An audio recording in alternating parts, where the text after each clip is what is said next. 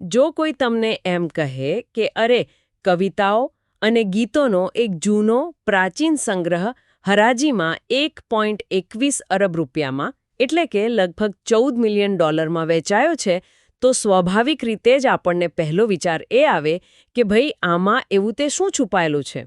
હા, સાચી વાત છે. એટલી મોટી રકમ સાંભળીને કોઈ પણ ચોંકી જાય. બરાબર ને? એટલે આ દુનિયાના સૌથી મોંઘા વેચાયેલા પુસ્તકોમાંનું એક છે. અને કલ્પના કરો કે એક એવું પુસ્તક જેને લખવામાં 1 કે 2 દાયકા નહીં પણ પૂરા 1000 વર્ષ લાગ્યા હોય. 1000 વર્ષ? હા, એટલે એક એવી ઐતિહાસિક ધરોહર જેમાં માણસની લગભગ દરેક લાગણીઓ અત્યંત ભયથી લઈને નિરાશા અને આશાથી લઈને અદ્ભુત શાંતિનો સમાવેશ થતો હોય. આજે આપણે આપણા આ ડીપ ડાઇવમાં એક એવા જ વિષયના મૂળ સુધી જવાના છીએ. અને આજના આ ઊંડાણપૂર્વકના વિશ્લેષણમાં આપણો જે મુખ્ય આધાર છે તે સેમ્યુઅલ પરમારના પુસ્તક વ્યક્તિગત મનન ગીતશાસ્ત્ર પર રહેશે. આપણે આજે ગીતશાસ્ત્રના પુસ્તક વિશે વાત કરી રહ્યા છીએ અને આ જે સ્રોત છે તેની પ્રસ્તાવના આપણને આ પ્રાચીન ગ્રંથને માત્ર કોઈ ધાર્મિક દસ્તાવેજ તરીકે જ નહીં, હા, બિલકુલ, પણ માનવ ઇતિહાસની સૌથી જટિલ અને લાંબી સાહિત્યિક સફર તરીકે જોવાનો એક સાવ નવો જ દૃષ્ટિકોણ આપે છે. જુઓ, આ માત્ર પ્રાચીન કવિતાઓ નથી. આ આપણા આધ્યાત્મિક પૂર્વજોએ આપેલો 150 ગીતોનો એવો અમૂલ્ય ખજાનો છે જે ખરેખર સદીઓથી માણસની સંવેદનાઓને વાચા આપતો આવ્યો છે. તો ચાલો આપણે આ ખજાનાને થોડો ખોલીએ. એટલે સેમ્યુઅલ પરમારના પુસ્તક વ્યક્તિગત મનન ગીતશાસ્ત્રમાં દર્શાવ્યા મુજબ આ પુસ્તક પ્રાર્થનાઓ, સ્તોત્રો અને કવિતાઓનું સૌથી ધનાઢ્ય સંકલન છે. પરંતુ મારા માટે સૌથી મોટો આંચકો આ પુસ્તકનો પેલો ઐતિહાસિક સમયગાળો છે. પેલો 1000 વર્ષનો ગાળો, રાઈટ? હા, 1000 વર્ષ. આની કલ્પના કરવી પણ અઘરી છે. એટલે હું તો એવું વિચારતી હતી કે આ તો એવી વાત થઈ કે કોઈએ રાજા ભોજ કે મોહમ્મદ ગઝનીના સમયમાં કોઈ પુસ્તક લખવાની શરૂઆત કરી હોય અને આજની આધુનિક 21મી સદીમાં એ પૂરું થાય. આવું કઈ રીતે શક્ય છે? આ બાબત ખરેખર આશ્ચર્યજનક છે. જો આપણે એનો ઐતિહાસિક ઘટનાક્રમ જોઈએ તો ગીતશાસ્ત્ર 90 એ મૂસા દ્વારા લખાયું હતું. અચ્છા, મૂસા દ્વારા. હા, અને આ સમયગાળો આશરે ઈસવીસન પૂર્વે 1445થી 1405ની આસપાસનો માનવામાં આવે છે. જરા એ દ્રશ્ય વિચારો. તમે ઇઝરાયેલના લોકો રણમાં ભટકી રહ્યા છે. તેમની પાસે કોઈ કાયમી રહેઠાણ નથી. ચારે બાજુ બસ ધૂળ અને અનિશ્ચિતતા છે. બહુ જ કપરો સમય. હા, તો એવા ભૌગોલિક અને માનસિક માહોલમાં આ પહેલું ગીત લખાય છે. તો પછી આ સંગ્રહનું સૌથી છેલ્લું ગીત ક્યારે લખાયું હશે? કારણ કે 1000 વર્ષનો ગેપ છે. જુઓ, સૌથી છેલ્લું લખાયેલું ગીત એટલે કે ગીતશાસ્ત્ર 126 એ ઇઝરાયેલ પ્રજાના બેબિલોનની ગુલામીમાંથી પાછા ફર્યા પછીના સમયનો ઉલ્લેખ કરે છે. ઓહ, એટલે છેક ગુલામી પછી? હા, અને આ સમયગાળો ઈસવીસન પૂર્વે 500થી 430ની વચ્ચેનો છે. એટલે કે મૂસાના સમયથી લઈને સીધો 1000 વર્ષ પછીનો સમય. આ 1000 વર્ષોમાં એક આખી પ્રજાએ પોતાનો દેશ બનાવ્યો, રાજાશાહી જોઈ, યુદ્ધો હાર્યા, પોતાનું શહેર નષ્ટ થતું જોયું, અને પારકા દેશમાં ગુલામી પણ ભોગવી. બિલકુલ. આ બધો જ ઐતિહાસિક અને માનસિક આઘાત આ ગીતોમાં સમાયેલો છે. આ સાંભળીને તો મને સાચે જ એવું લાગે છે કે આ કોઈ એક પુસ્તક નથી, પણ જાણે 1000 વર્ષ સુધી સચવાયેલી માનવજાતની એક બહુ મોટી ઇમોશનલ ડાયરી છે, જેમાં દર 100 કે 200 વર્ષે નવી પેઢી આવતી ગઈ અને પોતાના દર્દ, પોતાની ખુશીઓ અંદર ઉમેરતી ગઈ. પણ અહીંયા મારો એક સવાલ છે. હા, પૂછો ને. જો આ ગીતો આટલા અલગ-અલગ સમયગાળામાં અને સાવ વિપરીત પરિસ્થિતિઓમાં લખાયા છે, એટલે કે એક તરફ રણમાં ભટકતા લોકો અને બીજી તરફ ગુલામીમાં સડતા લોકો, તો આ આખું પુસ્તક એક સાથે સુસંગત કેવી રીતે રહી શકે? બહુ જ વ્યાજબી સવાલ છે. હા, એટલે આ તો અસ્તવ્યસ્ત વિચારોનો એક મોટો ખીચડો હોવો જોઈએ ને. આખી ડાયરીનું સૂર એક સરખો કેવી રીતે રહી શકે? તમારો આ પ્રશ્ન બહુ જ સચોટ છે. સપાટી પરથી જોતા આપણને એવું જ લાગે કે આ બધું અસંગત હશે. પરંતુ આ સુસંગતતાનું મુખ્ય કારણ એ છે કે માનવીય લાગણીઓનું અને મનોવિજ્ઞાનનું મૂળ સ્વરૂપ ક્યારેય બદલાતું નથી. એટલે કે માણસનો સ્વભાવ. હા, ભલે પરિસ્થિતિઓ બદલાય, પણ માણસનો ડર, તેની નિરાશા, ન્યાય માટેની તેની ઝંખના અને આશા એ 1000 વર્ષ પહેલાં પણ એવી જ હતી અને આજે પણ એવી જ છે. અને સેમ્યુઅલ પરમારના પુસ્તક વ્યક્તિગત મનન ગીતશાસ્ત્ર આપણને બરાબર એ જ સમજાવે છે. સાચી વાત છે. આ ગીતો ભલે અલગ અલગ ઐતિહાસિક પૃષ્ઠભૂમિમાં લખાયા હોય, પરંતુ તેનું કેન્દ્રબિંદુ ઈશ્વર સાથેનો માનવનો સંબંધ છે. અને આ સંબંધમાં રહેલી અદ્ભુત પ્રામાણિકતા જ એ દોરો છે જે આ 150 મણકાઓને એક માળામાં બાંધી રાખે છે. વાહ, બહુ સરસ રીતે સમજાવ્યું તમે. જો આપણે આ માળા બનાવનારાઓની એટલે કે લેખકોની વાત કરીએ તો સામાન્ય રીતે ગીતશાસ્ત્રનું નામ પડે એટલે લોકો સીધું રાજા દાઉદનું નામ જ વિચારે છે. હા, મોટેભાગે એવું જ થતું હોય છે. પણ સેમ્યુઅલ પરમારના પુસ્તક વ્યક્તિગત મનન ગીતશાસ્ત્રના જે આંકડાઓ છે એ એકદમ અલગ જ ચિત્ર રજૂ કરે છે. આ કોઈ એકલવીરનું કામ નથી. અનેક લોકોએ આમાં પોતાનું યોગદાન આપ્યું છે. બિલકુલ.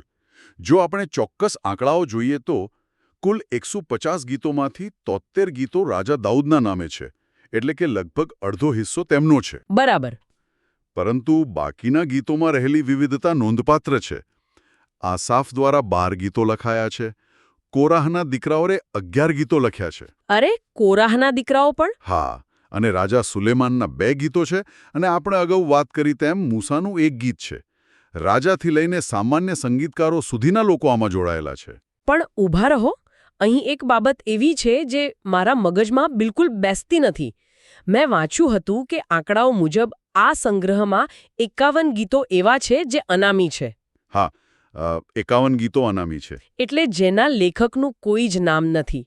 ઐતિહાસિક અથવા સાહિત્યિક જગતમાં જો કોઈ દસ્તાવેજમાં લેખકનું નામ જ ન હોય તો તે દસ્તાવેજની વિશ્વસનીયતા પર તો સૌથી મોટો પ્રશ્નાર્થ ઊભો થઈ જાય ને. સામાન્ય રીતે હા, એવું બને. લોકો તો તેને માત્ર ઉપજાવી કાઢેલી લોકકથા કે કાલ્પનિક રચના માની લે. તો પછી ગીતશાસ્ત્રના આ 51 અનામી ગીતોને આટલું અધિકૃત કેવી રીતે માની શકાય? શું આ અનામી હોવું એ એક મોટી ખામી નથી? પરંપરા એટલે કે ઓરલ ટ્રેડિશનના સંદર્ભમાં જોઈએ ને તો આ અનામી હોવું એ ખરેખર કોઈ ખામી નથી, પણ તે આ પુસ્તકની સૌથી મોટી તાકાત છે. તાકાત? એ કેવી રીતે તાકાત હોઈ શકે? હું સમજાવું. જ્યારે કોઈ ગીત પર લેખકનું નામ સીલ કરેલું હોય ત્યારે વાંચનારને ખબર હોય છે કે આ રાજા દાઉદનું દર્દ છે કે આસાફની ખુશી છે. બરાબર. પરંતુ જ્યારે કોઈ રચના અનામી હોય છે ત્યારે તે કોઈ એક વ્યક્તિ કે કોઈ એક ઐતિહાસિક ઘટના પૂરતી મર્યાદિત નથી રહેતી. તે સાર્વત્રિક બની જાય છે, એટલે કે યુનિવર્સલ બની જાય છે. અચ્છા, એટલે કોઈ પણ વ્યક્તિ પોતાની જાતને ત્યાં મૂકી શકે. એક્ઝેક્ટલી. જ્યારે કોઈ પણ વ્યક્તિ એ અનામી ગીત વાંચે છે ત્યારે અજાણતા જ વાંચનાર પોતે તે ગીતનો લેખક બની જાય છે. તે શબ્દો સીધા તેના પોતાના અનુભવો સાથે જોડાઈ જાય છે. એટલે લેખકનું નામ ન હોવું એ ખરેખર આ ગીતોને અનંતકાળ સુધી જીવંત રાખવાની એક અદ્ભુત પ્રક્રિયા બની ગઈ છે. ઓહ, આ ખરેખર એક જબરદસ્ત વિચાર છે. લેખક અદૃશ્ય થઈ જાય છે જેથી વાંચનાર ત્યાં પોતાને જોઈ શકે. અને મને લાગે છે કે કદાચ આ જ સાર્વત્રિક અપીલને કારણે પછીના ઇતિહાસ પર આ પુસ્તકનો પ્રભાવ આટલો ગાઢ રહ્યો હશે. હા, ચોક્કસ. જો કોઈને એમ લાગતું હોય કે આ તો માત્ર જૂના કરારની વાતો છે, તો સેમ્યુઅલ પરમારના પુસ્તક વ્યક્તિગત મનન ગીતશાસ્ત્રમાં એક એવો આંકડો આપ્યો છે જે ખરેખર ચોંકાવનારો છે. હા, અને તે આંકડો છે નવા કરારમાં ગીતશાસ્ત્રનો પ્રભાવ. બાઇબલના નવા કરારમાં જૂના કરારમાંથી જેટલા પણ સીધા અવતરણો લેવામાં આવ્યા છે તેમાંથી પૂરા 50% અવતરણો માત્ર ને માત્ર ગીતશાસ્ત્રમાંથી જ લેવામાં આવ્યા છે. 50%? બાપરે! એટલે કે જો નવા કરારના લેખકો કોઈ સંદર્ભ આપવા માંગતા હોય તો દર બીજી વાર તેઓ ગીતશાસ્ત્ર તરફ જ વળતા હતા. એટલું જ નહીં, પ્રકટીકરણના પુસ્તક જેવું ગહન, ભવિષ્યવાણી આધારિત અને રહસ્યમય પુસ્તક તેમાં પણ ગીતશાસ્ત્રના 103 જેટલા અવતરણો જોવા મળે છે. વાહ! 103 અવતરણો? અને બીજી એક વાત, નવા કરારમાં જે અધ્યાય સૌથી વધુ વખત ટાંકવામાં આવ્યો છે તે ગીતશાસ્ત્ર 102 છે. આ દર્શાવે છે કે આ ગીતો તે સમયના લોકોના સાંસ્કૃતિક અને ધાર્મિક ડીએનએમાં કેટલા ઊંડે સુધી વણાઈ ગયા હતા. સાચી વાત. હવે જુઓ, જ્યારે આપણે 1000 વર્ષના સમયગાળા, ડઝનબંધ લેખકો અને પેલા 51 અનામી કવિતાઓ વિશે સાંભળીએ તો કોઈને પણ એમ જ લાગે કે આ અંતિમ સંગ્રહ તો અસ્તવ્યસ્ત અને વેરીખેર હશે.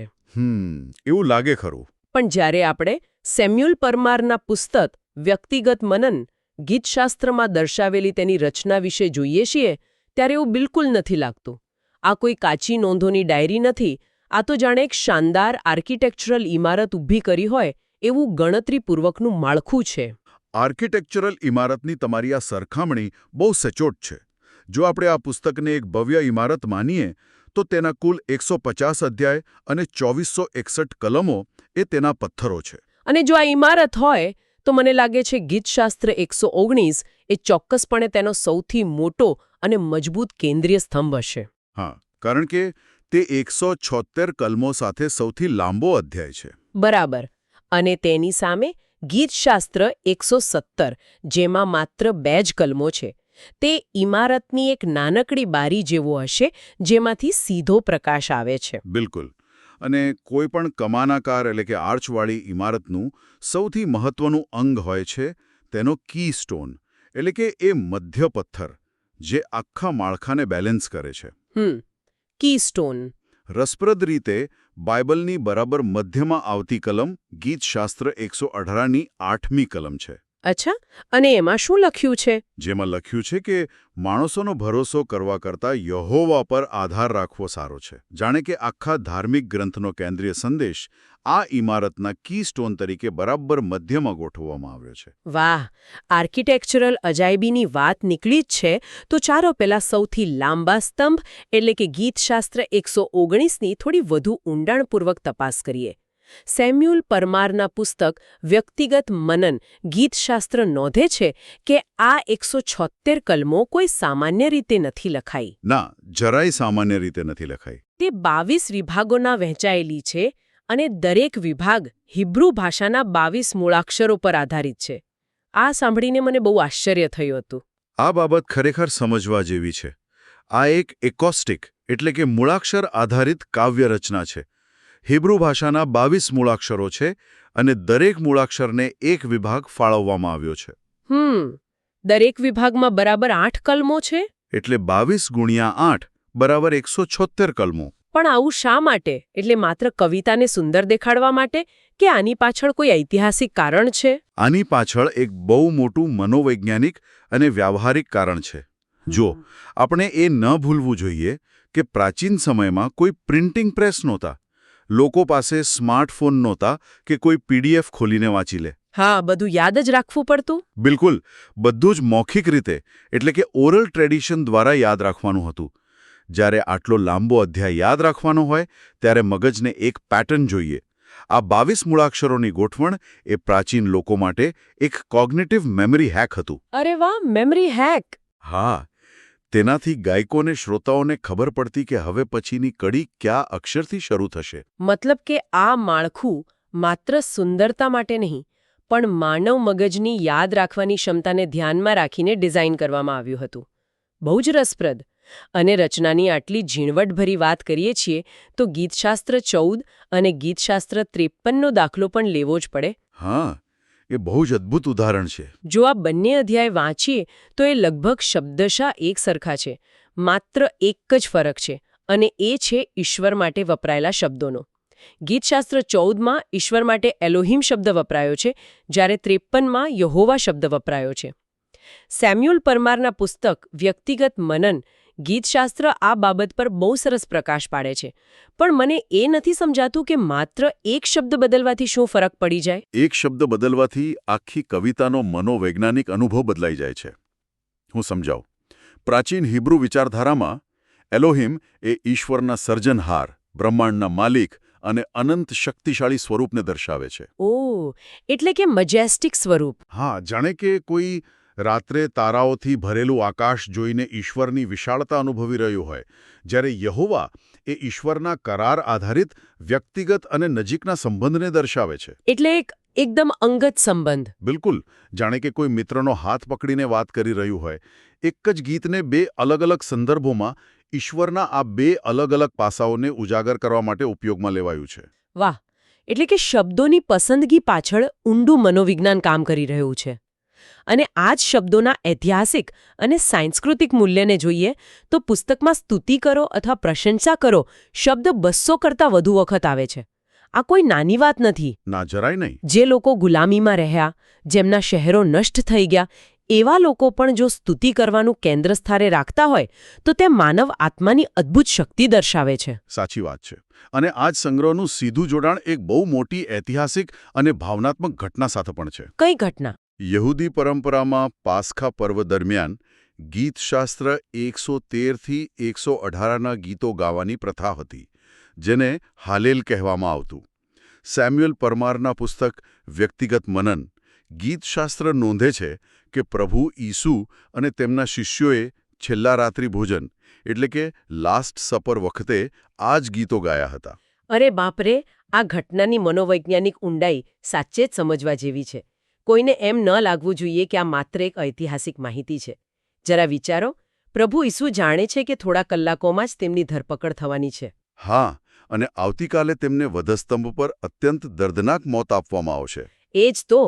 આટલી ભયંકર માનસિક યાતના અને કટોકટીની પળોમાં તેઓ કોઈ નવી ફિલોસોફી નથી શોધી રહ્યા, પરંતુ બાળપણથી શીખેલા આ પ્રાચીન ગીતશાસ્ત્રના ગીતો પર પાછા ફરી રહ્યા છે. આ દર્શાવે છે કે કટોકટીના સમયે આ શબ્દોની સાંત્વના કેટલી શક્તિશાળી હશે. બિલકુલ. અને જુઓ, જ્યારે આપણે કટોકટી અને શાંતિની વાત કરીએ છીએ ને, ત્યારે ગીતશાસ્ત્રમાં વારંવાર આવતો એક રહસ્યમય શબ્દ સમજવું ખૂબ જરૂરી છે, અને એ શબ્દ છે સલાહ.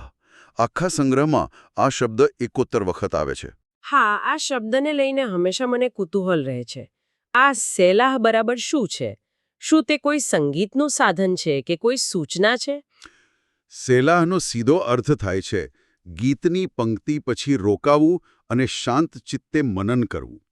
આ માત્ર કોઈ મ્યુઝિકલ પોઝ નથી, આ એક આધ્યાત્મિક અને માનસિક વિરામ છે. ઓહ, એટલે કે પોઝ લેવો? હા, જ્યારે પણ કોઈ અત્યંત ગહન, દર્દનાક કે સુંદર વાત કહી દેવામાં આવે, ત્યારે લેખક જાણે વાંચનારને કહે છે કે અહીં રોકાઈ જાઓ, આગળ વાંચવાની ઉતાવળ ન કરો, થોડો શ્વાસ લો અને અત્યારે જે વાંચ્યું છે તેને તમારા હૃદયના ઊંડાણમાં ઉતરવા દો. પ્રાચીન વિશ્વ માટે આ જાણે કે એક માનસિક સ્વાસ્થ્ય માટેનો બ્રેક હતો. આ કેટલી મોટી વાત છે. આજે આપણે મેડિટેશન એપ્સ અને માઇન્ડફુલનેસની વાતો કરીએ છીએ, પણ હજારો વર્ષો પહેલા લોકો જાણતા હતા કે માહિતીના પ્રવાહ વચ્ચે રોકાઈ જવું કેટલું જરૂરી છે. હા, એ લોકોને ત્યારથી ખબર હતી. અને કદાચ પુસ્તકની આ જ કાલાતીત ઉપયોગિતાને કારણે તેનું મૂલ્ય આજે પણ એટલું જ વિશાળ છે. આપણે શરૂઆતમાં વાત કરી હતી કે $14.2 મિલિયન એટલે કે 1.21 અરબ રૂપિયામાં વેચાયેલું પુસ્તક કયું હતું? હા, પેલી હરાજી. તે અમેરિકામાં છપાયેલું સૌથી પહેલું પુસ્તક ધ બેસામ બુક હતું, જે ખરેખર આ ગીત શાસ્ત્રનું જ એક ભાષાંતર હતું. સાચી વાત. આ હરાજી 2013માં થઈ હતી. લોકો કોઈ પુસ્તકના માત્ર કાગળ અને શાહીના $14 મિલિયન નથી ચૂકવતા. તેઓ તે પુસ્તક સાથે જોડાયેલા 1000 વર્ષના ઇતિહાસ, અસંખ્ય માનવ પેઢીઓની લાગણીઓ, ગહન માળખાગત રચના અને કરોડો લોકોની આસ્થાના વારસાનું મૂલ્ય આગે છે. વારસાનું મૂલ્ય. એક પ્રાચીન ઐતિહાસિક સંગ્રહ આધુનિક વિશ્વમાં પણ પોતાનું વર્ચસ્વ જાળવી શકે છે, તેનું આ સૌથી મોટું ઉદાહરણ છે.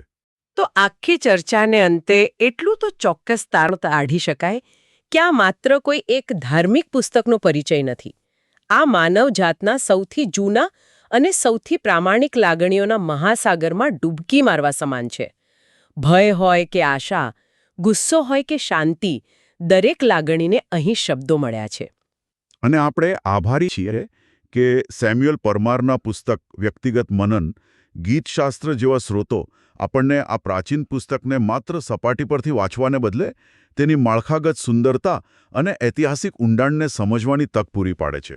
આપણે જે રીતે આ ડીપ ડાઇવમાં જોયું કે આ એક એવી ડાયરી છે જેમાં અનામી લેખકોના કારણે વાંચનાર જ લેખક બની જાય છે, તે વિચાર ખરેખર મને આજીવન યાદ રહે તેવો છે. અને આજના સમયમાં એમાંથી એક બહુ જ પ્રાયોગિક બોધ પણ મેળવી શકાય છે, ખાસ કરીને પેલા સેલા શબ્દ પરથી. સાચી વાત. આજના માહિતીઓથી સતત બોમ્બાર્ડ થતા આધુનિક મગજ માટે આ બહુ જરૂરી છે. સવારે ઉઠતા વેત સ્માર્ટફોનમાં નોટિફિકેશન ચેક કરવા અને રાત્રે ઊંઘતા પહેલા સતત રીલ્સ જોવાની આ જે આદતો છે, એની વચ્ચે આપણને વિચાર આવે કે શું આજના આ દોડધામ ભરેલા જીવનમાં આપણે ક્યારેક એક નાનકડો સેલા બ્રેક લેવાની જરૂર છે ખરી? દિવસમાં માત્ર થોડી મિનિટો માટે બધું જ બાજુ પર મૂકીને માહિતીના આ અવિરત પ્રવાહને બંધ કરીને માત્ર એક ઊંડો શ્વાસ લેવો અને બસ શાંત થઈ જવું. કદાચ આ જ એક એવી પ્રાચીન ચાવી છે જે આધુનિક યુગના તણાવ અને અશાંતિના તાળાને ખોલી શકે છે. એક નાનકડો વિરામ, એક નાનકડો સહેલા. આ એક એવો વિચાર છે જેના પર આપણે સૌએ ચોક્કસપણે શાંત ચિત્તે મનન કરવું જોઈએ.